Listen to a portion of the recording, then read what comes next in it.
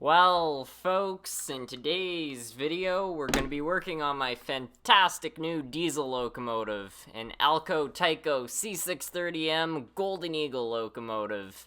This was sent in a while back from a viewer named Bob. He didn't sign it off with the channel or even a last name, he just signed it off with Bob. So Bob, if you're watching this, thank you so much for sending this Golden Eagle locomotive. It's pretty cool and I can't wait to get working on it.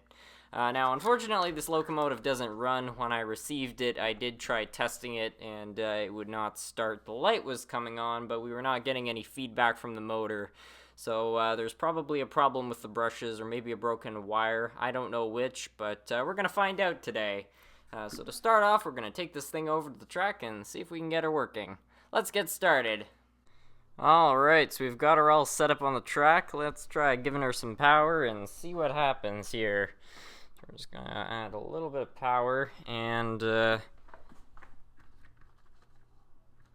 seem to have a light, but, well, it's kind of running. This thing just needs some oil. Okay, let's give this thing some oil. I think we might have a runner on our hands sooner than I thought. Alright, so after seeing how well this thing already works, I'm pretty confident we'll be able to turn it into a decent runner.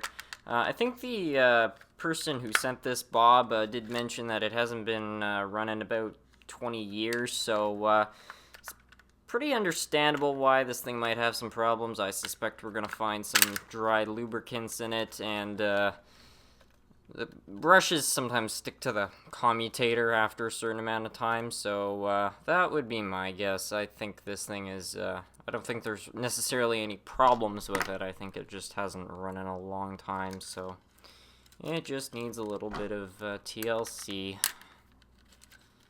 So we'll remove that. Yeah, okay, there's a bit of, yeah, okay, there's some old lubricant on the wheels right there. And there's dust in here. This is very common. One of the things about these old Tyco locomotives is that since they had exposed gears, they tend to pick up a lot of kind of dust and lint and things like that, so it really doesn't surprise me when I open these things up. This is actually not too bad, but you can...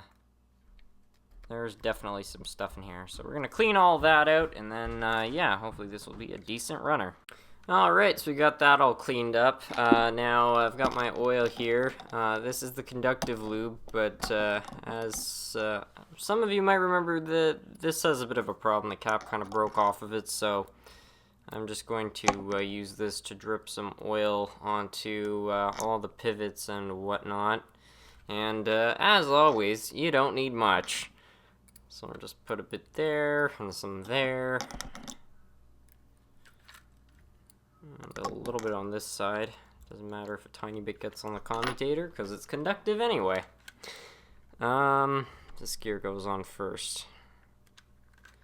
And then we'll follow that up with this larger gear. There we go, that seems fine. And something that I always do is I coat the face of the smaller gear under the larger gear, just so that if they rub up against each other a little bit, it won't affect it much. Put on the pivot gear there. This gear. I just have to put in all the wheels. Huh, all of them have flanges in this case, so I guess it doesn't matter which way you put them in. Where is the cover? It's right here.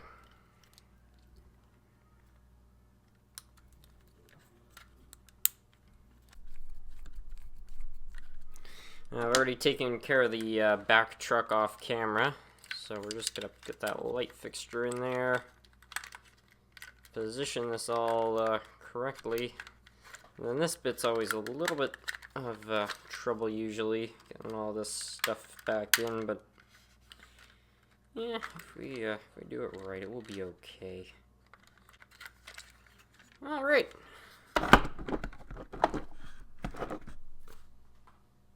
I think we've done it. Let's go take it to the track and test it. Alright, well, we once again have her all set up on the track, so without further ado, let's try giving her some power here. Yeah, that's what I like to see. Look at that. Well, I got one direction. Will it go backwards? I think so.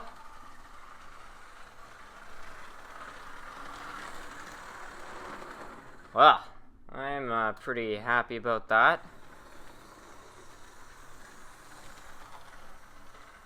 Wow, that's fantastic. I think there's only one fitting thing to do now, which is to get it going with another Golden Eagle, as well as a Golden Eagle caboose, and then we might have the most blingy, fantastic train that exists. Well, here it is. 2 Golden Eagles together in an AA set, something to make any classic Tyco collector proud. We've also got a Golden Eagle caboose on the back here.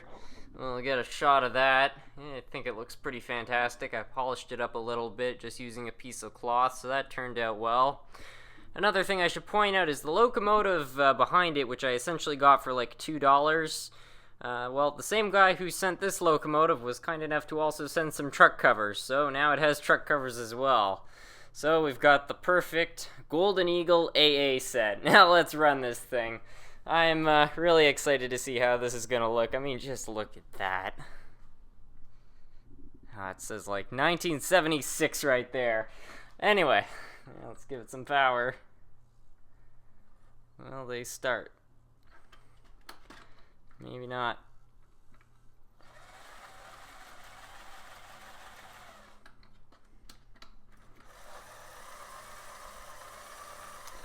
So I've remembered something. I wired this one backwards by accident, so unfortunately that won't work.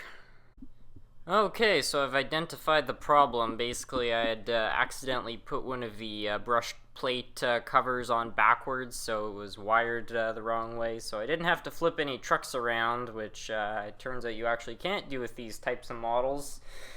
But I'm pretty sure it's gonna work now, so let's have a go at that. Yeah, I like that.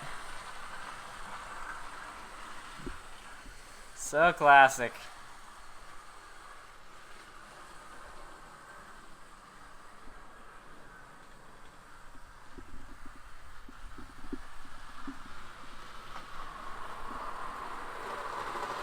And here they come back around. Beauty.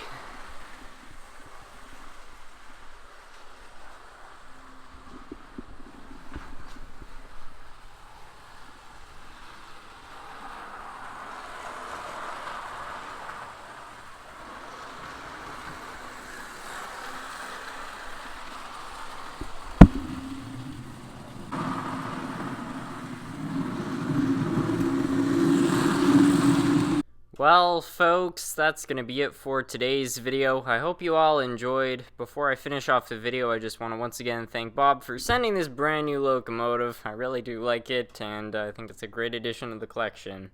And with that, I want to thank you all so much for watching.